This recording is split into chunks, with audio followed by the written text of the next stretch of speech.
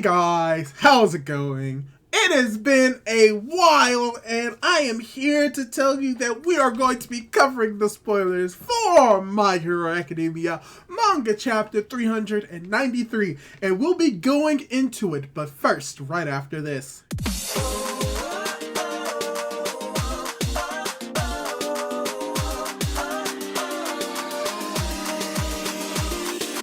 Hey guys, how's it going? It is your boy, Manga Man Drew, and I'm here to cover the spoilers for My Hero Academia Manga Chapter 393. It has been a hot minute since I've been able to do one of these. A lot of things have happened, not necessarily within the manga industry or anything, but there is something that I really want to bring up. But there is a lot that we're going to be hopefully being able to talk about in this video about the spoilers, because from what we're getting with it, this is going to be a very chunky chapter, something that we haven't had in a while. And before we go into that, I would also like to say something that I haven't said prior. It seems as if we are going to be getting a new anime adaptation for a My Hero Academia manga, specifically My Hero Academia Vigilantes. And this is something that's amazing. If you've been around this channel for a while, you would know that I did review My Hero Academia Vigilantes when it was coming out. So the fact that it's getting an anime adaptation is great.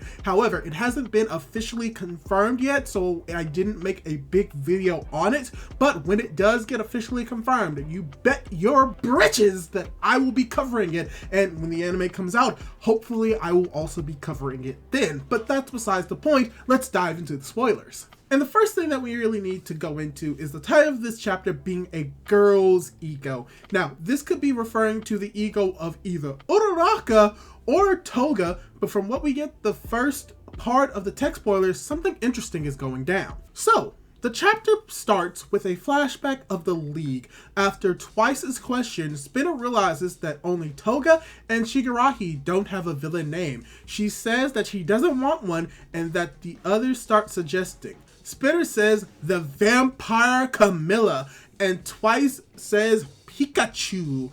Pikachu being a reference to the sound effect of Toga sucking people's blood. Choo-choo. Dabi says that all these suggestions are terrible and that these two names are references to things that existed before quirks appeared in this world and that she won't be taken seriously. Compress then says that Dabi's isn't much better since Dabi means cremation. And Shigaraki says that in the old days there was no clear distinction between heroes and villains, and that a theory says that your hero villain name used to be given to you by your enemy. Sometime after that, people started to come up with their own, quote, secret identities. People started to hide a part of themselves and embrace this comic book idea of having a double identity. And many theories say that hero villain names were the main reason why the world today is so much more like comics. But Shigaraki says that he doesn't need one. Toga is fascinated by this explanation and says that this is why she joined the League, because she wanted to help create a world that's easier to live in, so she decided to continue living as Himiko Toga without any other name. Woo! That was a lot, but there's some interesting stuff in here. For instance, the idea that the world of My Hero Academia actually admits how much it is like comic books. That's something that is very fun, and I would like to dive into that more. But we also get some references as well as some ideas for what Toga's villain name could have been if she wanted one, which is some new information that we get. And if you hear popping in the background, I am recording this on the 4th of July, so I will apologize for any sounds that I am unable to get out of the video. But that is besides the point.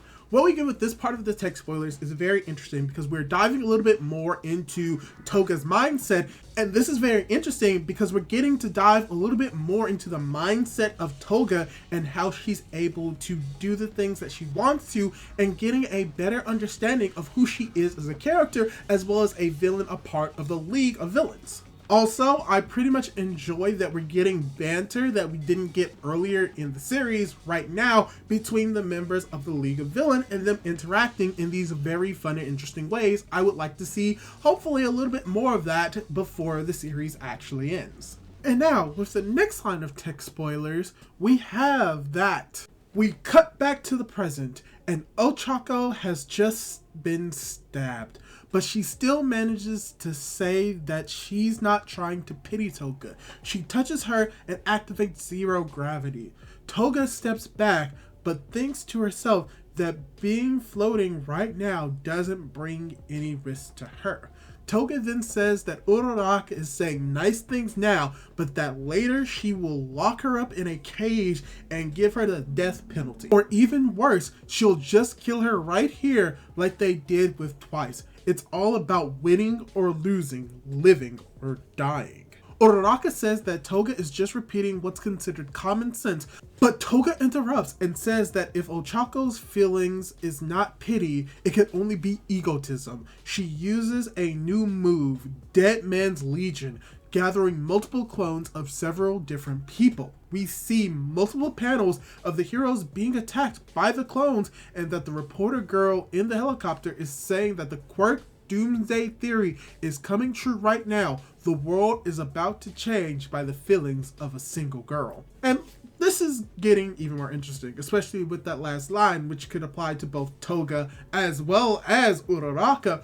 But from here, we're getting a better sense of the conversation that is going on between Toga and Uraraka, and how there is a level of nuance here, or to be more specifically, it is a very much gray area between what both Uraraka as well as Toga is saying. And we're going to get a little bit more of that grayness later on, but what this is showing is that Uraraka is listening to Toga and is trying to, in a way, mitigate the situation for the betterment of both parties. And I can't wait to see where more of this is going to be coming into play.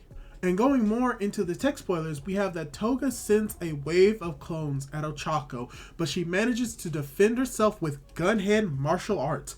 Toga says that just making them float is useless, and Ochako replies that her quirk is not meant to hurt other people. Toga remembers what Uraraka said about Curious's death. Uraraka is still bleeding and screaming in pain. She admits that maybe she's been egotistic, and that she can't pretend that Toga never did anything wrong. But when she looks at her, she now understands that many circumstances must have led her to be the way that she is today. And this is why Toga was crying during the previous war. Toga gets even angrier, saying that the tears were Uraraka's fault, and she agrees, but says that it wasn't just that. The first time they met in the forest, Ochako was afraid because she couldn't understand her. But even during the forest fight, Toga still managed to smile in such a pure way. Toga tells her to shut up and starts reminiscing about Twice, with him saying that her not choosing a villain name was a great choice and that she should live the way she wants to. Uraraka says that she has already pushed Toga away once, but that she knows that this world is not ideal for people like her, but that she admires the fact that Toga can talk openly about the things and the people she loves. At this moment, she thinks about Deku. And this is getting interesting. Once again, this is the nuances or the gray area that I'm talking about, where Uraraka admits that she's wrong, but that she is still trying to understand Toga even more. And they're actually having a dialogue and a conversation where they're actually beginning to understand each other. And what is very important is that there is something in Toga that Uraraka admires that is eventually going to reveal something about her feelings for Deku in the near future. And we're about to get into the final parts of this chapter and the final parts of the tech spoiler, where all of this is going to come to a fever pitch. Because we get the next part of the tech spoilers where the two are drawn like little kids, and Uraraka says that Toga's smile is so beautiful that it even makes her wish hers could be like that. Toga remembers her parents saying that she looked like a deviant, and then Uraraka says, "I can't pretend I didn't see you smiling." The two are crying, and Uraraka's fingers start to glow. As lightning bolts come out of them, these bolts then spread across the battlefield and create an aura, causing the clones to float.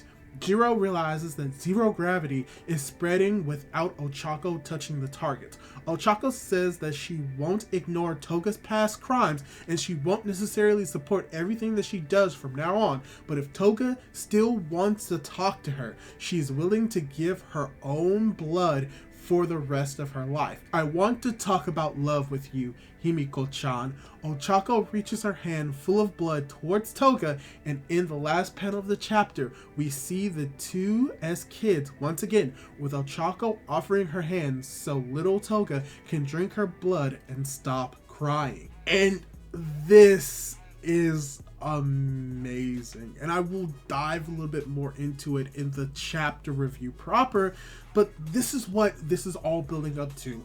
Uraraka finally understanding what Toga wants and who Toga is, and while not showing and saying that she approves of everything that Toga is, mainly most likely the murders and the crimes that she's committed, that she's willing to make a compromise if she's willing to most likely change to be a better person in the future. And this is something that I always thought was going to happen, and that's Uraraka was going to willingly offer up her blood to Toga. I thought this was something that would happen more towards the end, or actually at the end of the series, but the fact that we're getting it now is very amazing for me and very vilifying to a certain effect. But yeah, overall, from what we get with the spoilers for this chapter is just heavily just a conversation between these two well-developed female characters and us trying to finally reach the point that My Hero Academia has been building up to. The heroes finally learning to understand the villains and not necessarily condoning every single action that they have done, but that there are actions that they need to be condoned, but also being more understanding of how they reached this point. And I can't wait to see more of this within the next chapter and do a more proper review of this chapter as well. But yeah, that's all I'm really going to say about this chapter. Spoilers for right now. And let me ask you this. What did you think of the spoilers though so far? Do you think that this is going to be an amazing, if not the best chapter of My Hero Academia? And do you think that Toga as a character is one of the best written characters in this series from what we see with the spoilers? Leave your thoughts down below. I would love to read them. And don't forget to subscribe to this YouTube channel if you want to see more content like this. Do all that cool jazz, and hopefully I'll be able to catch you in my next video. Goodbye!